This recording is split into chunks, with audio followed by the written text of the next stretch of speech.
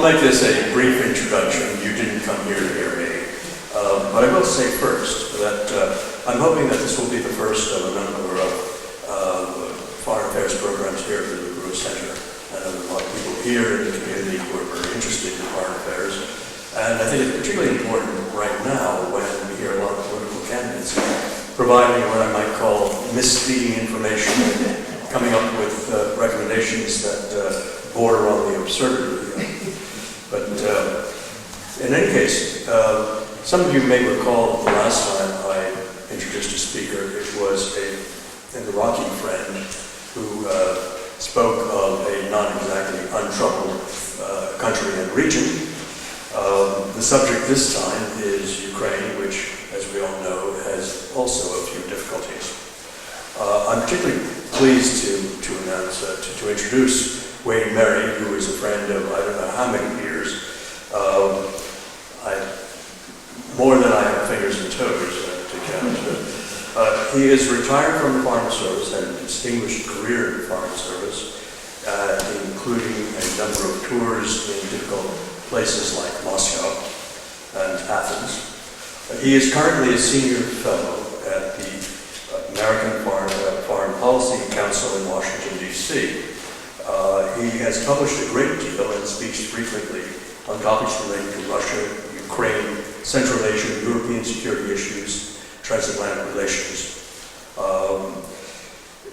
Perhaps most noteworthy, at least as far as I'm concerned, is that Wayne is not one of those to subscribe to what we might call groupthink, not one to drink the Kool-Aid, as it were, which, as I think many of you can appreciate, is something that's not infrequently done in Washington.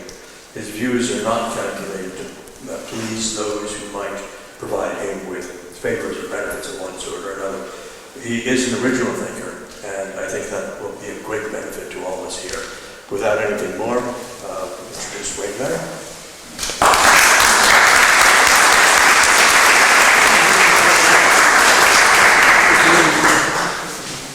Thank you, Stuart. Good evening, and happy to see people come out. I understand there are a number of competing events this evening, and it's commendable that people do show an interest in a subject that is in some ways obscure, but nonetheless quite important, like Ukraine. I think for much of the commentariat in the United States 2 years ago, most of them couldn't have found the Donbass or even Crimea on a map.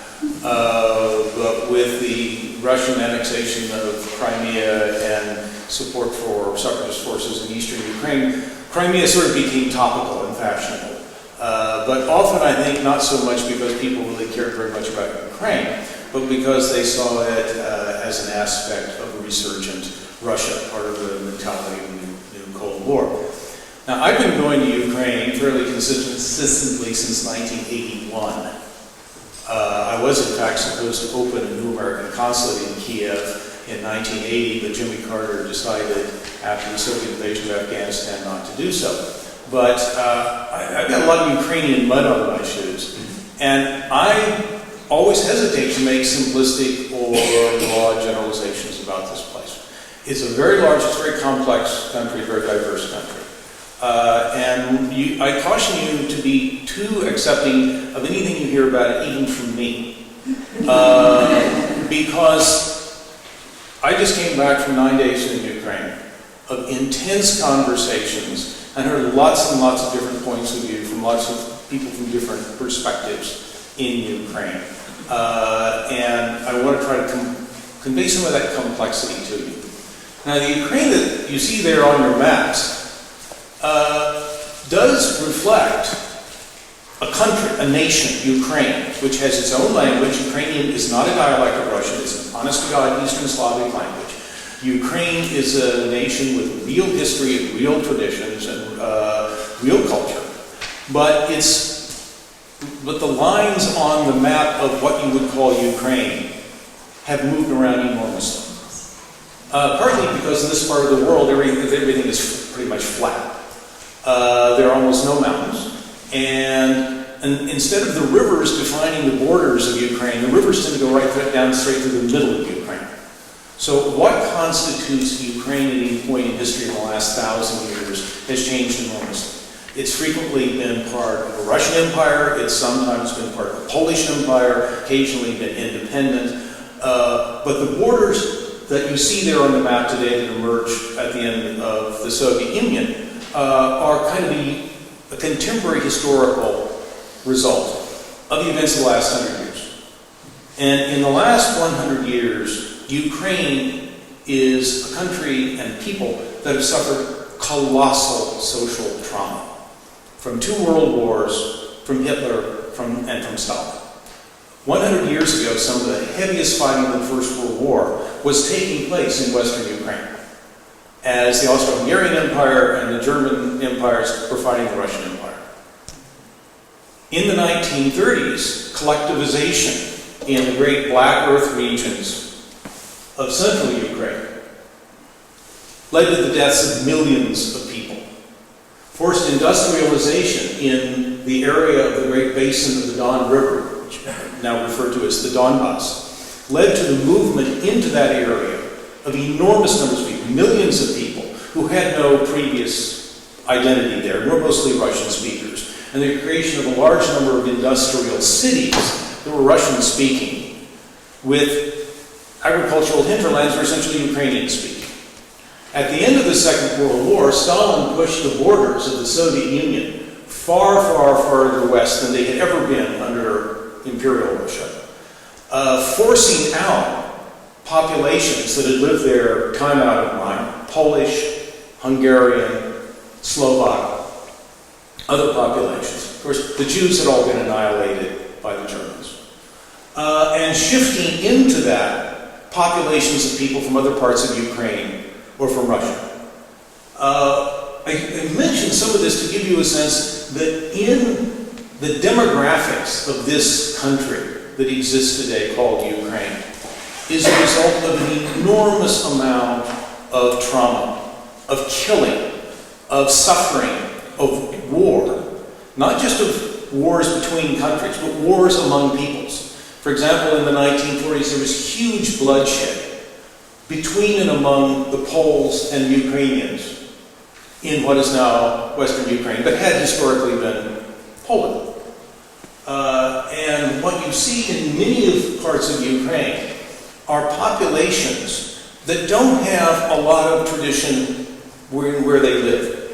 Now, that doesn't mean that Ukraine is not a country with very, very deep traditions. It does have. But it has populations whose identity with someplace called Ukraine is often very weak. I was recently talking to a civil society activist from this part of the country, and she just very candidly admitted that almost all of the people who lived there had never had an identity with a place called Ukraine, because they or their parents had been moved there after the Second World War for post-war industrial reconstruction, and they came from all over the Soviet Union, and their identities were Soviet or local. And then with the breakup of the Soviet Union, suddenly they were now part of this new entity called Ukraine. And one of the things that I remember very vividly, I was working in Moscow at the time when the Soviet Union broke apart, that when Ukraine became independent at the end of the Soviet Union, some of the more clear-eyed and forceful Ukrainian nationalists who tended to come from Western Ukraine actually argued about slicing off that eastern part of the country and giving it to Russia. This is the area that is currently the scene of the fighting today. A quarter of a century ago, Ukrainian nationalists thought very seriously about getting rid of it, giving it to Russia. Now, they didn't do that because the eastern part of the country is where most of the heavy industry is. And it's 1/6 of the country produces 40% of the GDP, and you don't give that up. But the idea that some of these Ukrainian nationalists had was to try to shift kind of the geo-demographic and geopolitical center of gravity of the new Ukraine farther to the west. Because what happened when Ukraine became independent is it is not just geographically the widest country in Europe. It's the widest country in the European political culture. And it's not just a matter of West versus East. You're going to read an enormous number of news articles about West versus East in Ukraine. It's much, much more complex than that. There are very strong identities in this part of southern Ukraine around Odessa, very, very strong identities in this part of northeastern Ukraine around the huge industrial city of Kharkiv. Often areas in which identities are very different, urban and rural. In my recent trip, I went to a fall harvest festival outside of Kharkiv, where the local population there were completely different, often in even the way they spoke, the language, than in central Kharkiv, which is a major industrial city. So I mention that to give you a sense that superficial generalizations about this country are always wrong. It's a country that is the product today of a century of some of the most enormous violence that has been experienced anywhere in the world. Timothy Snyder's book, Bloodlands, is fundamentally about the violence that took place under Soviet rule, under Hitler during the war, in what is today Ukraine. The fact that there is still the result of this massive social trauma there today is hardly surprising. It would be surprising if there would not. Now, the new Ukrainian state, at the end of 1991, inherited some of the greatest assets of the Soviet system. In many respects, of the 12 non-Baltic countries that emerged from the breakup of the Soviet Union, Ukraine was the one that had the most on offer. It has it has one-sixth of all of the black earth agricultural region on Earth, which makes it a big agricultural exporter. It inherited large amounts of heavy industry based on deep shaft coal mining. It inherited a lot of the Soviet Union's most advanced universities, design institutes, scientific institutes, and technological industries. For example, the first atomic laboratory in the Soviet Union, lab number 1, is in Kharkiv. Lab number 2 is in Moscow. The first nuclear accelerator in Europe was in Ukraine.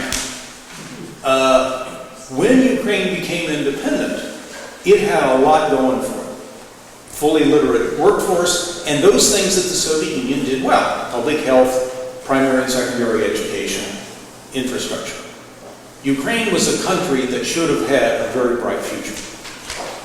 When Ukraine became independent, it had living standards roughly on the same level as Poland.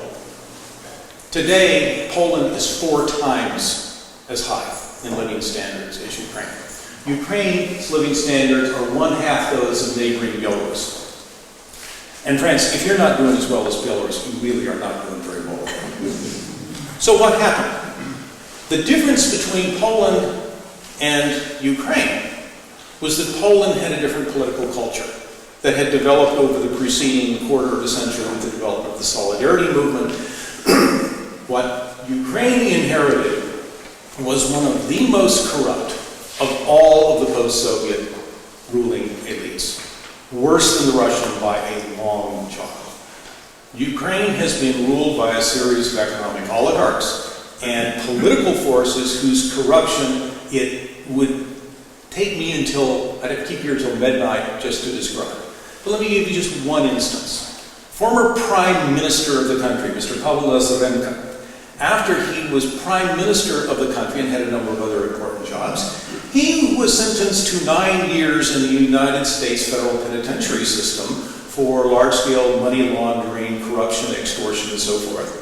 And after he got out of the slammer in California, he's been fighting extradition back to his own country where he's wanted for the United Nations had tabulated him as having stolen at least $200 million. And he's also wanted in connection with a number of homicides. He's Prime Minister of the country. And if I may say, a dramatic example, but not an exaggeration of the nature of the ruling political elites of that country. Now, Ukrainians are not stupid.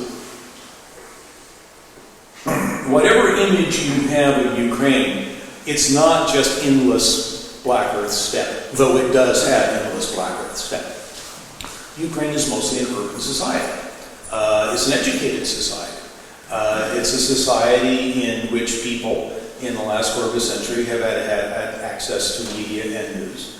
And a dozen years ago, this actually began to come to a head in 2004. A thing that was called the Orange Revolution, which was a popular reaction to a stolen presidential election, which people gathered on the main square of Kiev, which is called the Maidan, and basically said, we won't accept this stolen election, and they actually were able to reverse it. And this brought in what many people in Ukraine believed was a fundamental change of direction for the country. And we in America were told, I remember very vividly, this is the new Ukraine, we're going to break the power of the oligarchs, we're really going to move against corruption, we're going to take a fundamentally Western orientation, you're going to see this is going to be a fundamentally different Ukraine. And it was the same old, same old. In some cases, even worse. Now, I'm not saying that the new government didn't do anything right. It did a number of things right in terms of beginning to re-examine the painful pages of Ukraine's national history. But what it also did was to inflame tensions between Russian-speaking and Ukrainian-speaking parts of the population. And it essentially let the economy go to hell in a handcart. So that living standards, which were moving smartly ahead in places like Poland, continued to deteriorate in a country that is intrinsically really quite rich. And this led to the events of 2 years ago, what's often now called the second Maidan Revolution. The Orange Revolution of 10 years ago now we refer to as the first Maidan Revolution, and this is the second Maidan Revolution. In which, again, people went out onto the streets in a very large way in response to a government which at that time was about as close to being a pure mafia state as you could imagine. What I've been hearing in my 8-9 days in Ukraine was essentially the same thing that I had heard a decade ago, which is this is the new Ukraine, we're really going to break the power of the oligarchs, we're really going to move against corruption, we're really going to have a Western orientation, this is a fundamental change in direction. The people who told me that, and this included a number of government ministers, senior people in the presidency, people in the national parliament, I believe that they all were sincerely telling me what they believed to be the truth. But there is a recent, very extensive polling of Ukrainian national opinion. It was done by an American organization, IFES, which came out about a week ago, which demonstrates that the people of the country don't believe it. They think the country is going in fundamentally the wrong direction. That basic question, do you think your country is going fundamentally in the right direction or the wrong direction? 3-1, Ukrainians say the wrong direction. This is partly because people, 2 years into the second Maidan revolution, are becoming frustrated and angry and skeptical that this is the same old again. And it's partly because living standards have been taking a severe hit. According to the IMF, the Ukrainian economy is going to decline by 11% this year. Much of that is the result of the war that's going on in the eastern part of the country. That has removed a large part of the coal and steel industry from the national economy and from national exports. And of course, wars are very, very expensive. But let me get to the question of where this war came from. Now, for almost a quarter of a century, independent Ukraine basically very consciously faced in two directions. It maintained very extensive political and economic and human relations with Russia, which is not so surprising since almost everybody in the eastern and central parts of Ukraine have immediate relatives who live on the other side of the border. And Russian is the first language, sometimes the only language of many people in much of Ukraine. So in fact, in most Ukrainian cities, people speak Russian and Ukrainian interchangeably. I mean, it's not, in many parts of Ukraine, this is not really a big deal. But what they were also doing was developing ties with the West, particularly Europe, with the European Union. And Ukraine was conducting kind of a Janus-like policy of working both sides. And this actually was very much to Ukraine's benefit. to essentially work both an Eastern and a Western orientation at the same time. Unfortunately, neither Moscow nor Brussels could well left alone. Moscow, which essentially exercised primacy in Kiev and had extraordinary influence and even control through many of the oligarchs, through many parts of the ruling elite, on Ukrainian policy, decided that it wanted to orient Ukraine more towards a Russian-centered new Eurasian Union, which would be a union of Russia, Belarus, Ukraine, Kazakhstan, Armenia, which Moscow was seeking to construct in part because of the rise of China to the east, the rise of Islamic fundamentalism to the south, and because of the exclusion of Russia from both European and transatlantic security and economic systems. At the same time, the European Union initiated what it called an Eastern Partnership Program, which in the case of Ukraine was very heavily directed to essentially taking Ukraine away from Russia and incorporating Ukraine into a European Union-led system without any promise or expectation that Ukraine would ever actually be allowed to be a member. Now, you can have an association agreement with the European Union for a long time and never become a member. Turkey's had an association agreement with the European Union since 1974, and it has no prospect of ever becoming a member.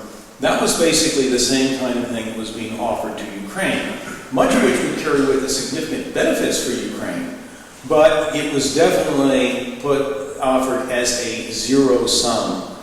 We win, Russia loses. And it was presented in a way in which Ukraine would have had to give up very, very substantial preferential economic and other trading relationships with Russia in order to gain a series of preferential trading relationships with the European Union. It was definitely zero-sum. The refusal of the president at that time, Viktor Yanukovych, who frankly was a knuckle-dragging gangster, to sign this agreement led many people, young people in particular in Ukraine, to feel that he was rejecting Europe, which I don't think is true. He was quite willing to be paid off by both sides. He just didn't want to have a choice.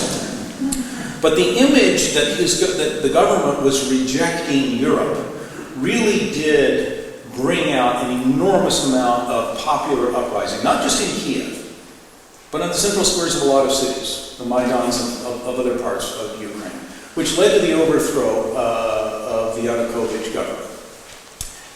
In response to which, Moscow misinterpreted, I think, what was happening. They saw this as essentially a Western organized, American-sponsored color revolution to overthrow a man who they actually didn't like that much. I mean, Vladimir Putin and Viktor Yanukovych couldn't stand each other. But somebody who they at least felt was someone they could do business with. I like to sort of compare Nouri al-Maliki in Baghdad and his relationship with Washington with Viktor Yanukovych in Kiev and his relationships with Moscow. Sometimes you sort of have to deal with people you just as not, but nonetheless. But the Russian reaction was violent. It was self-defeating, and it has created a huge crisis, which was the annexation of Crimea,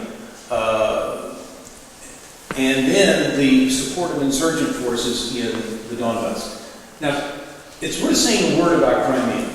Crimea has a history that is pretty much separate and of its own. I mean, I could make a good historical argument that Crimea ought to belong to Turkey. But the one thing that historically never did belong to was the Ukrainian state. And the demographics of modern Crimea are overwhelmingly Russian.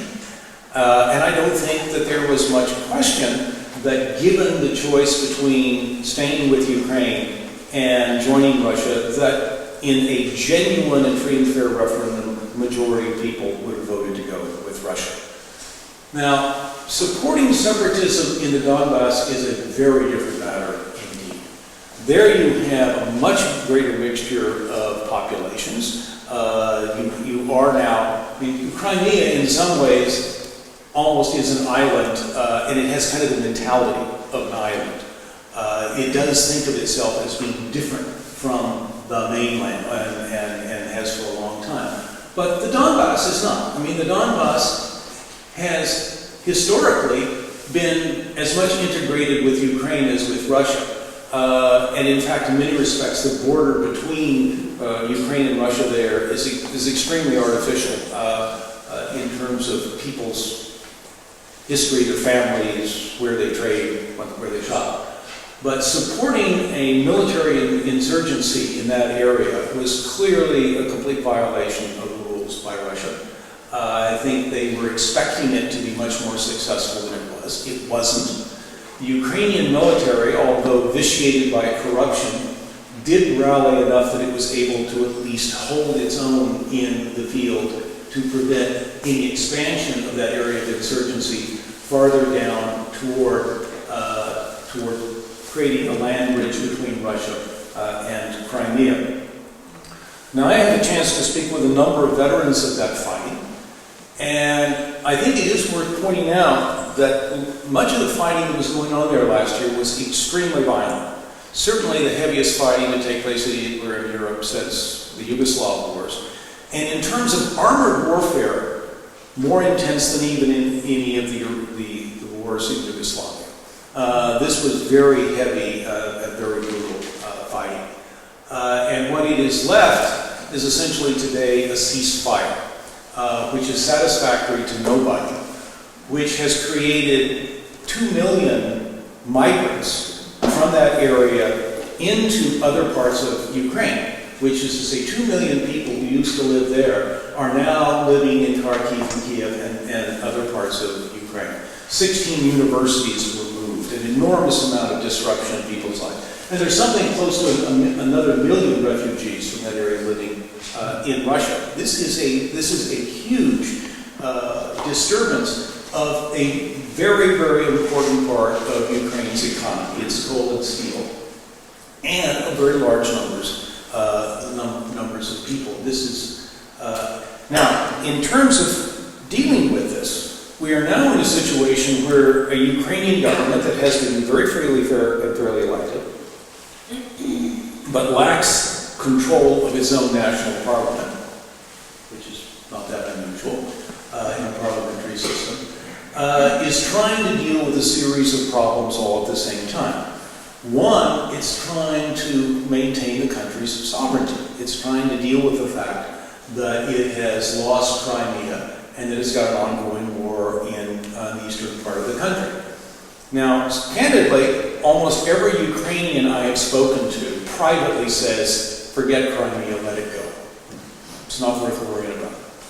But the Donbass is a very different matter indeed. That's regarded as the national domain, part of the national territory, and that is worth fighting for. And letting that go in a formal sense, I think, is something that almost nobody in Ukraine wants even to contemplate.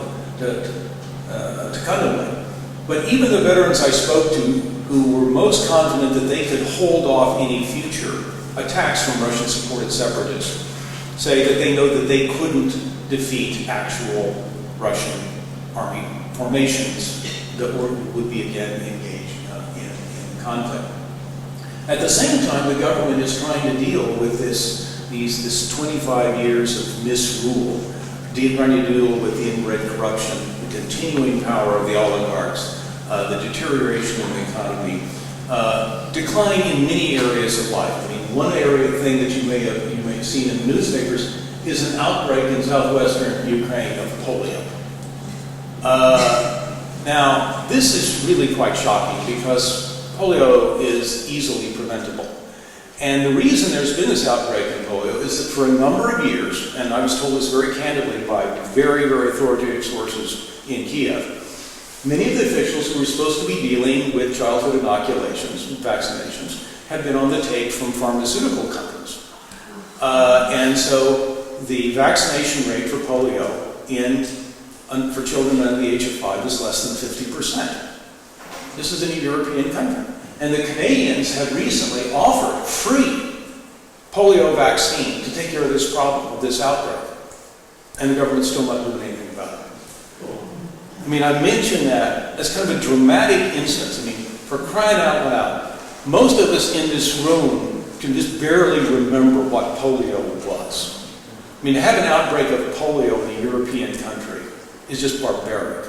And particularly to have it happen because people are on the take is just criminal. And I give you that as just one dramatic example of the kinds of things that the senior political leadership in Kiev is struggling with in public health, in education, in infrastructure, and so on and so forth. Now, a country of huge contrasts. I mean, if you take the high-speed railway between Kharkiv and Kiev, which I did, you're on a new South Korean piece of equipment that you just wish a metro line or half as good.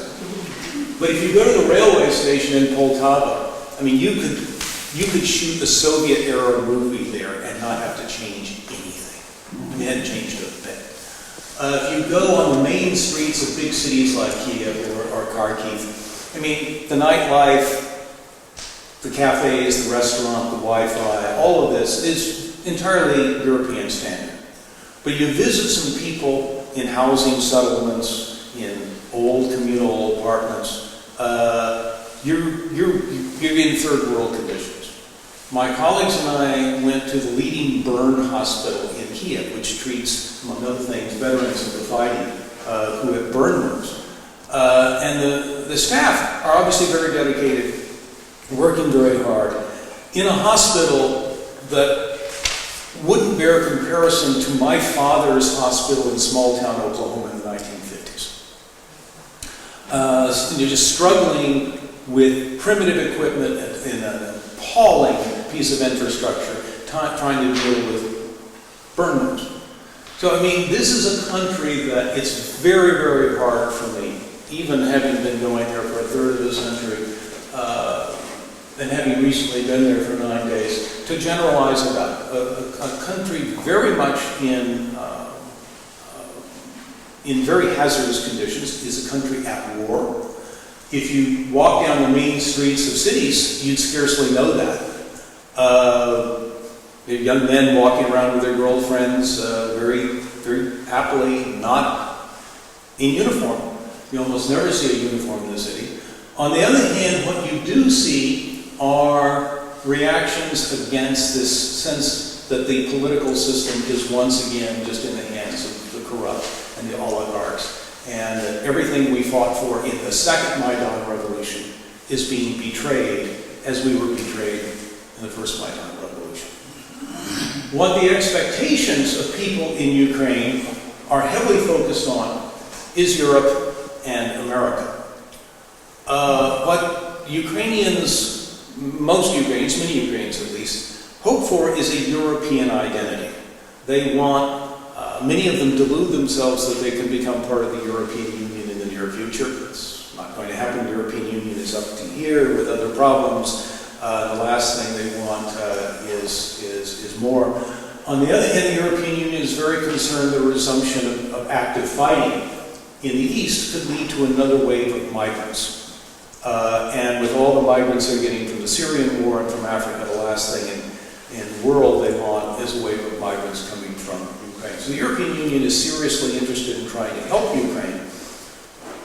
But I have to tell you, as somebody who used to deal with Ukrainian military in my Pentagon years, that there is this thing in both Europe and in Washington called Ukraine fatigue. If you've ever dealt with Ukrainian bureaucracy, if you ever dealt with Ukrainian government, you're so cynical about what crooks they were. I mean, I dealt in my Pentagon days with all 12 of the post-Soviet militaries, and the one that stole from us the most by a huge margin was the Ukraine. So everybody's a little cynical about dealing with Ukraine. But the European Commission and the International Monetary Fund and some parts of the U.S. government are seriously doing things to try to help things in education reform, in policing, in various kinds of law enforcement, and in helping the Ukrainian military to a very limited extent. And the two principal European governments, the Germans and the French, are leading the diplomacy that works with the Ukrainians and with the Russians on trying to bring about some kind of a negotiated settlement to this problem in eastern Ukraine. A negotiated settlement which would probably have to lead to a great deal more decentralization of authority. Ukraine, since independence, has been a very highly centralized state with very, very little regional autonomy or authority. And anything that would lead to a peaceful settlement of this conflict would have to involve a good deal of decentralization, at least for the Donbass region. Unfortunately, there's been a lot of bloodshed. People have died, people have been forced to migrate. A lot of goodwill has been lost. It's easier to break crockery than it is to remake it. And trying to create some kind of a viable, long-term, peaceful settlement of this problem in eastern Ukraine is not going to be easy. The Germans and the French, I think, are doing about as good as can be done. But the question for many people in Ukraine, having understood that they should be living at least as well as people do in Poland, and that what's wrong with Ukraine is his own leaderships, makes them quite cynical. I mean, I said in a recent article that up until the outbreak of the war in the Donbass, you could say that Ukraine was its own worst enemy. But now you can't say that anymore. Russian policy, European Union policy have made Ukraine into a proxy battlefield. In some respects, a political battlefield, an economic battlefield, but in the Donbass, a literal battlefield. And that competition for dominance and influence between Brussels and Moscow, between Washington and Moscow, in my view, is tragic for Ukraine, and is certainly not what Ukraine needs. And Ukraine definitely deserves better than what it's had the last 25 years. So, with that note, I would invite your comments, questions, arguments. Ms. Mann. Could you comment on any possible effect between Russia's now having sent soldiers into Syria and their commitment to helping to maintain the Assad regime, what effect it's having in the Donbass? Yeah, I know a lot of people think that those two things are related. In fact, very senior people in Kiev see them as related, and their view is that the current ceasefire in the Donbass was so that the Russians could then send forces to Syria. I don't buy that at all. First place, the kind of forces that the Russians are sending to Syria are not the kind that they're using there at all. The Russians don't use any aviation in this conflict in eastern Ukraine. The only air power being used there is Ukrainian, not Russian. Because the Russians maintain the fiction that they are not involved in that conflict, that they are only providing support to the separatist forces, and separatist forces are themselves doing the fighting. Now, the separatist forces are getting their tanks and artillery and everything else, and there have certainly been times when actual Russian military formations have participated in the fighting. Whenever the fighting is going badly for the separatists, Russian actual armored formations would intervene to guarantee that the separatists would lose. But the kinds of military assets that the Russians are currently engaging in Syria are ones that have nothing to do with the nature of their involvement here. And the kinds of things they're doing here, I have to say, I think are well within the capacities of the Russian military. A colleague of mine who is a real expert on Russian military inventory says that they've got 34,000 main battle tanks that are not part of the Russian military force structure. They're just sitting in warehouses that they're using to feed in to their surrogates in the Donbass. So I see those as two different policies. I mean, the notion that Syria and the Donbass are either or is a tempting conclusion for people to draw who think that this means that somehow now Russian policy in one area or the other is weak. That going into Syria makes Russia weak on dealing with Donbass. I don't buy it.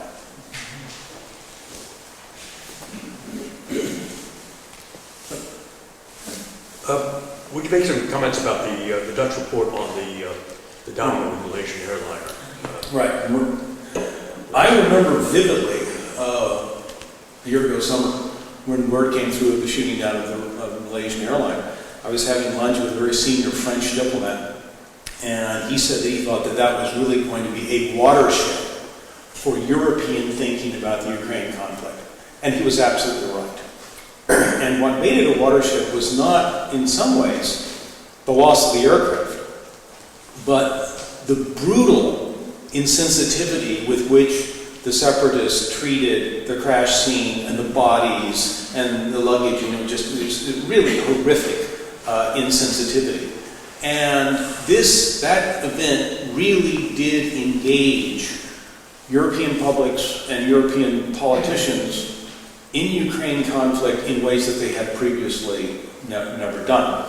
Now, my own view is that while the evidence is not definitive, I think it's absolutely conclusive that the aircraft was shot down by separatist forces in the Donbass using a Russian-provided Buk anti-aircraft system, because they had been using similar systems to shoot down Ukrainian military aircraft, Antonovs mostly, operating at from 18 to 24,000 feet. Now, the passenger airliners were all flying at 35,000 feet. And these airlines rather foolishly assumed that because they were flying at that high altitude that they were flying essentially above the battle zone. But the guys who were operating that anti-aircraft missile system were looking in their radar, and they had been shooting down Ukrainian military aircraft. In fact, since the conflict began, Ukraine has lost over 40% of its military aircraft. And they see something up in the sky there, and they push a button, and they shoot it down. I don't think anybody deliberately, intentionally, willfully shot down a passenger airline. But to give that kind of military capability to people who are unsupervised in a battle zone in which there are civilian airliners flying overhead is wildly irresponsible. And I think ultimately you have to ask, does some of the responsibility adhere to those who provided the weaponry and didn't exercise control over how the weaponry was used? I would also note, the point that I made earlier, that the only military aviation that's operated over eastern Ukraine has been Ukrainian, not Russian. The notion that the Ukrainian ground forces shot down the plane would lead you to ask, what were they shooting at? The only planes that were there of a military character were their own. Why would Ukrainian forces shoot down a plane when there were no Russian aircraft operating in that battle zone? Doesn't make any sense. So to me, the question of culpability is it's not definitive, but it's pretty open and shut. Sir, and then this gentleman. Sure. Is this crisis without religious implications? Religion, Ukraine has the advantage of being pretty much all Orthodox Christian, but within that there are significant divisions. There are three major divisions of hierarchical authority within Orthodox Christianity within Ukraine. And then in Western Ukraine, there's what's called Union Church, which is people, this goes back to the 16th century. I won't spend a lot of time on it, but it's kind of become a hobby of mine. People who exercise Eastern religious rite, essentially Byzantine rite, but who are loyal to Rome. So you have essentially three different types of formal Orthodox Christianity, and one Orthodox rite loyal to Rome, all operating in the same country. For the most part, that's not really what the conflict is about. In fact, it works the other way around. The conflict has tended to exacerbate tensions between and among those different religious factions. But it's not really a dispute really between them.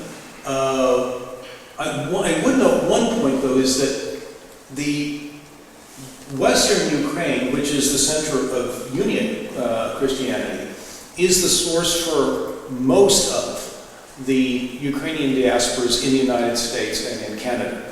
those which are the two largest Ukrainian diasporas outside of the region. So we in North America tend to get a view on the conflict that is kind of filtered through the prism of people from that part of Ukraine. We almost never hear from the people in that part of the Ukraine. But the simple answer to your question is, well, religious life in Ukraine is complex, and by the way, very much alive. Very, very, very much alive. That's not what the conflict is about.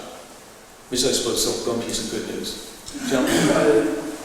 Ukraine has suffered so much for so long. I mean, that's where all the nationalities on the east swept across for 1,000 years to the west.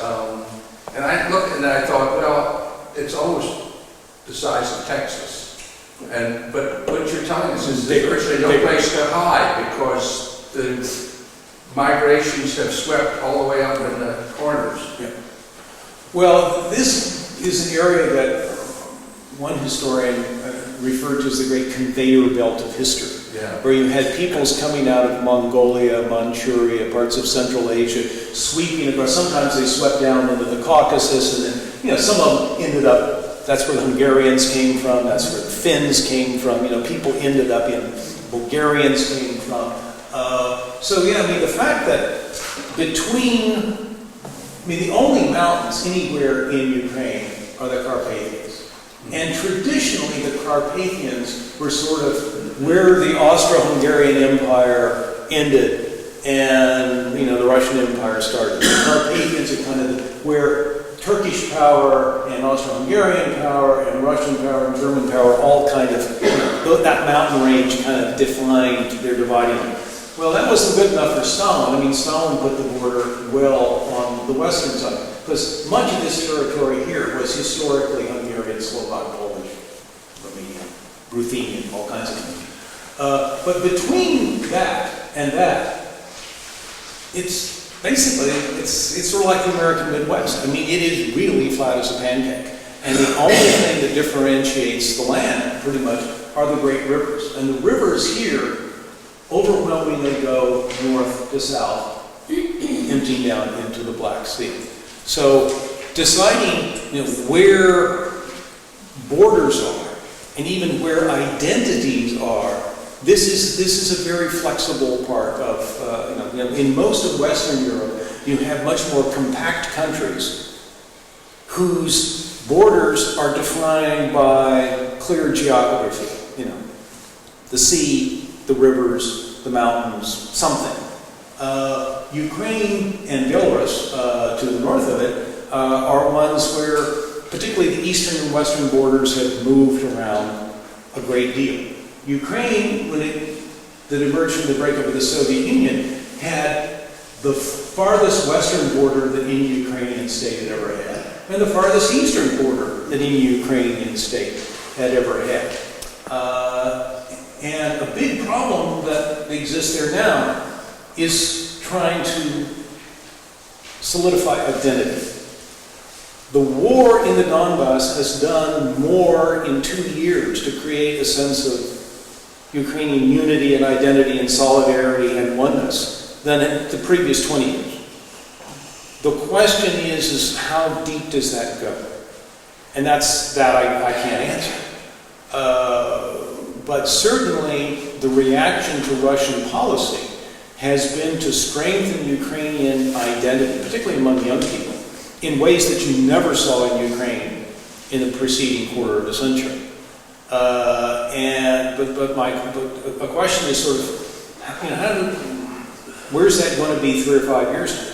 Because a lot of people in Ukraine are attaching a lot of expectations and demands and hopes on Europe and to a lesser extent on America.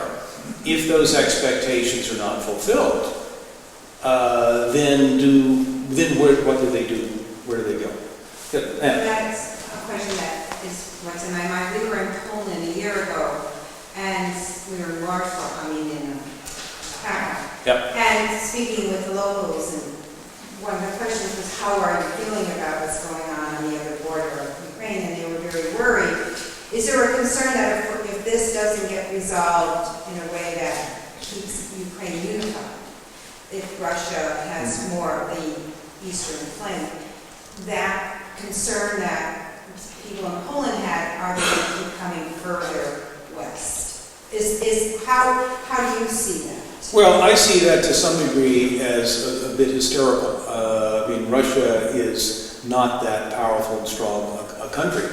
But what I do see as a real concern is that this Ukrainian state, which is extraordinarily wide and extraordinarily diverse, if it again fails to meet expectations, if the second Maidan revolution leads a few years to a third, this could lead to a fragmentation of Ukraine somewhere else. I mean, for example, at the time of the Maidan revolution, the first part of the country that threatened to secede was not these guys, it was those guys. They were threatening, saying, if Kiev doesn't do what we want, we're out of here. So this notion of fundamental adherence and loyalty to the Ukrainian state of any particular region was certainly not very strong in Crimea.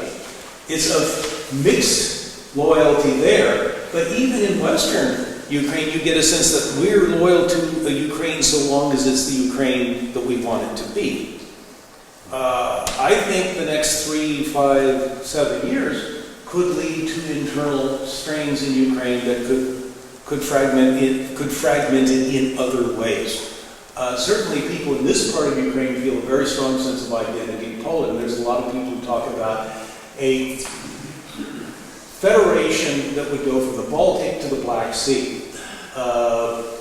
You usually hear that from Poles who see that the capital of that federation would be in Warsaw. People in Romania are not quite so enthusiastic about that idea. People in Hungary are not quite so enthusiastic about that idea. But this notion that there is a sort of a common East Central European identity is one for which there is in a number of these countries, Slovakia, Hungary, Romania, a certain degree, in Moldova, a certain degree of adherence.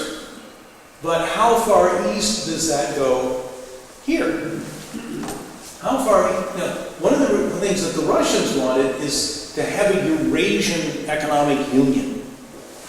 To have scale and depth, they wanted it to include Ukraine. But there are a lot of people in Moscow say, well, we could just do without this part just as well. But if you're talking about an East Central European confederation of some kind, could it really go as far east as the Donbass? That's, in terms of political culture, that's a lot. So I think I would just say that I think there are a lot of dangers about the integrity of Ukraine in years ahead that are internal and have to do with the identity of the place and sense of loyalty. And so we're getting 1, 2, 3, and 4. 1, 2, and 3. Yes. The piece of land that, Sir. the piece of land that Yalta's at the bottom, almost an island. I understood that Russia moved into that area and established naval bases on that land, which is the Ukraine. Is that? Well, historically, Crimea really never has been part of a Ukrainian state. It was attached to the Ukrainian Soviet Socialist Republic by Khrushchev in 1954. The naval bases that have been there were there from the time of Catherine the Great. And in fact, you just don't have to take a word for almost all every Russian I know, and I've known a lot of Russians, I've lived in Russia for 6 years, think that Crimea is Russian.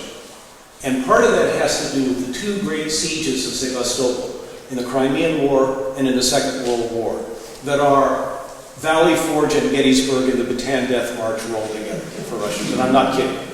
Now, the bases that the Russians had here in the last 25 years were there by treaty rights. I mean, Russia had by treaty rights up to 25,000 troops in Crimea. It used those, but the population of the country, of Crimea, was only about 5% Ukrainian. So when Moscow decided to move to detach Crimea from its titular relationship with Ukraine and annex it, it was a bloodless coup. I mean, it was, to put it mildly, a violation of a whole bunch of treaties and international commitments, international law, and a variety of other things like that. But it was not a difficult thing to do because the loyalty of people here to this system there was always pretty thin. I think the gentleman over here. You take the western end of Ukraine, which I believe you said had the industrial and manufacturing. No, that's the eastern end. The eastern. I'm sorry. Eastern, yeah. Well, what is the ownership of that productive? I assume a good bit of the GDP of Ukraine is contained in that area. It's oligarchic. The Ukrainian economy is overwhelmingly dominated by a few dozen obscenely rich people who essentially stole it. Well, Just like which way do their taxes flow? taxes. They don't pay any Oligarchs run this country. The country doesn't run the oligarchs. And the problem is that, for example, some of the richest oligarchs who have substantial economic ownership and dominance here have a foot on both sides. I mean, they have a foot on the Russian side and a foot on the Ukrainian side. And one of the things that's very clear is that much of the oligarchic domination of Ukraine is driven not by a sense of loyalty to the country, but a sense of a loyalty essentially to the corporation. And a lot of those have significant economic investments in Russia. Many of them have significant economic investments in other places too. I mean, Cyprus basically exists to launder money from Ukraine more than it ever does even from Russia. But in terms of ownership, it's oligarchic, and it's in the hands of a bunch of robber barons, some of whom have actually done relatively intelligent things with some of the factories and some of the equipment and other things. I mean, I'm not saying there hasn't been improvement. I mean, for example, railway travel in Ukraine is 9 days better than it was 20 years ago. But, for example, Ukraine still has, according to the International Energy Agency, it is the most energy inefficient country on earth, which is the amount of energy it takes to produce a unit of GDP is the highest for any country in the world is in Ukraine. That's to some degree an inheritance of Soviet wastefulness, but they've had a quarter century to do something about it, and most of the oligarchs have not. I think there's a lady here. Would you hazard a guess as to the future of Ukraine, and specifically what does Putin want, and will he be doing some diplomatic trading with what's going on in Syria? Well, I've got 3 articles, longish articles, one coming out in the book from Columbia University Press, one coming out in a conference in Rome, and then another coming out from my own organization, which I try to speculate on these things. The only thing I will predict about the future of Ukraine is it's going to be difficult. And that Ukraine fatigue is a very foolish policy guide for people in European capitals or in Washington, because Ukraine is not going away. Ukraine as a problem is not just going to solve itself if others ignore it. Putin's own goals, I think, are essentially, first and foremost, that Ukraine should not come within the European, NATO, or American orbit. Ukraine is the birthplace of the Russian nation itself. Very few Russians think of Ukraine as a foreign nation or a foreign state. They tend to condescend to the Ukrainians shamelessly, like the Czechs did to the Slovaks and the Swedes did to the Norwegians. But it's not often, I think, so much neo-imperialism as it is condescension.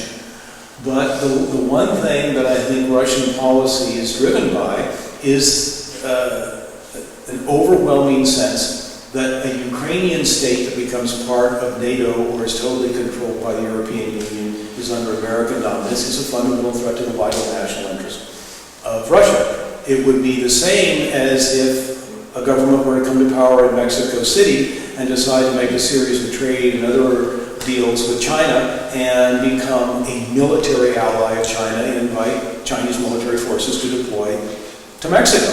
I mean, anybody here think that any government in Washington would not sort of do whatever was necessary to prevent that happening? Well, that's essentially the reaction in Moscow. Clumsy, incredibly clumsy, incredibly disrespectful of the fundamental need for the Ukrainian state to be able to maintain at least the appearance of its own sovereignty. But I think that Russian policy sees itself, notice the way I phrase it, Russian policy sees itself on Ukraine as being reactive and defensive and conservative, not as being expansionist. But that's sort of, but if you happen to be a soldier who is on the firing line protecting Ukrainian soil from the advance of Russian separatists, I can tell you, having spoken to some of them, you see it rather differently.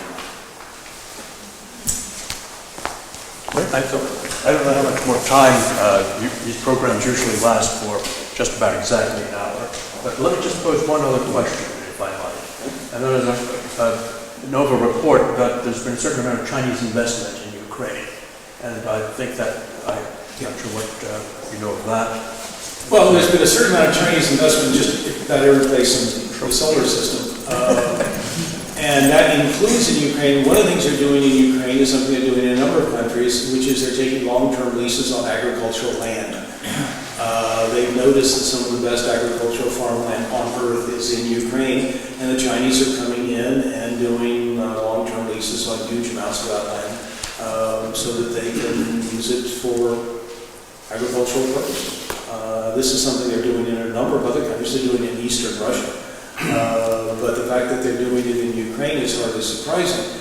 They are also buying up some Ukrainian export-oriented industries. But much of what Ukraine exports of manufacturing character competes with what Chinese export. You know, it's iron and steel, and that competes directly with what the Chinese themselves export. But yeah, are the Chinese putting some money into Ukraine? Yeah. But show me some place where the Chinese are not putting some money. Thank you, everyone.